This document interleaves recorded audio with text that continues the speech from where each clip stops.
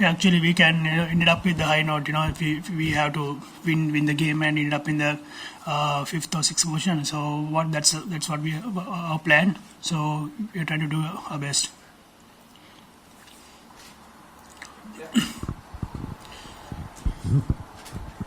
Just wondering, you played England here and got a good result. You played everybody bar India in this competition. What's your view of the standard of the opponents and who potentially is the best out of who you played? Yeah, the England side is a good team. So far they are doing really good at the moment, and they are the number one team as well. I think in here Headingley we got some lucky games on here. If you take the test matches and one days, we did really well. So we are trying to give our best. Hopefully, we are playing the same track that Afghanistan and West Indies played. So hopefully we can get some turn. So we are trying to give, playing our best shot against India.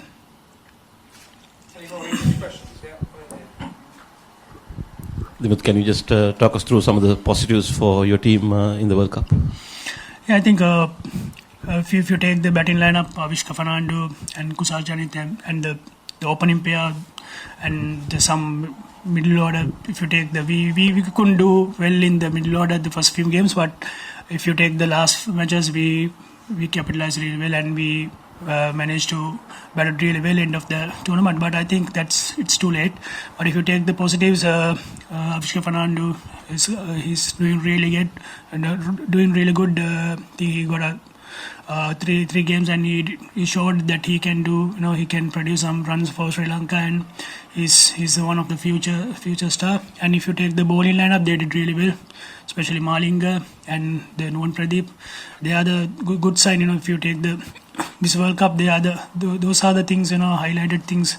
If you want to go forward, those are the positive points in this tournament. Do you think, looking back, that the preparation time took a lot more than you would have expected? Maybe like teams start preparing a couple of years before the tournament starts. Do you think that is something that you guys will want to start fresh right here, right now, looking at the 4 years that comes around the corner? Yeah, if after the 2015 World Cup, we also started to build the World Cup side, but unfortunately the players who comes in, they couldn't perform really well. And that time we have to change the lots of players. But after this World Cup, we are trying to trying to have a special plan and identify the players who can produce give a good. If you take the bowling and batting, the fielding, those and the fitness level, we are looking for that for the future World Cup, and we are trying to get a good bunch of players and trying to give a maximum chances for them, and we are trying to make a good solid 15 players for the next World Cup. Taking it from that question, like, what do you think is it taking it so long for the transition phase? Normally, international teams go through those transition phase during a period of 2-3 years, but it's now good 4-5 years. But it's not happening the way probably it should have happened for Sri Lankan cricket. As a captain, what do you think is the reason for that? I think if you take the other countries, they played lots of cricket, like IPL and the domestic structure in India, that's really, really good. And Sri Lanka, we have only one domestic season, and after that we can, if they perform well, so the players, they have only chance to show up for their talent on that particular domestic season. So that's why we can identify the players from that tournament. So that's the reason. After that, when you come to the international level, so there's a huge gap.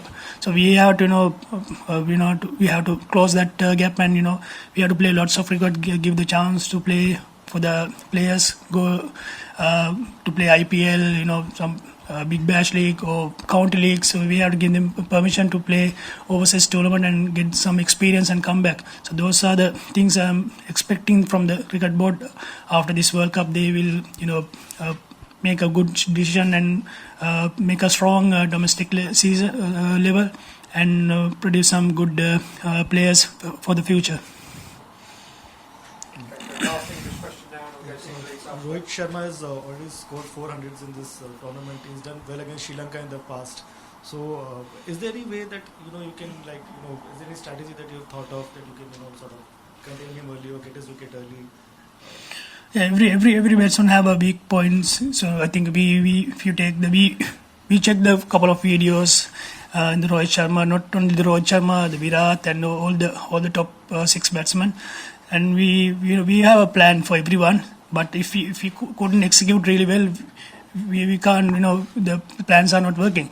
So the point is we have to execute really well against those batsmen. We know they are very dangerous. Once they get set, they going for a big one. So we have some plans. We're trying to strict them for those plans. And if we can execute really well, definitely we can get him out early.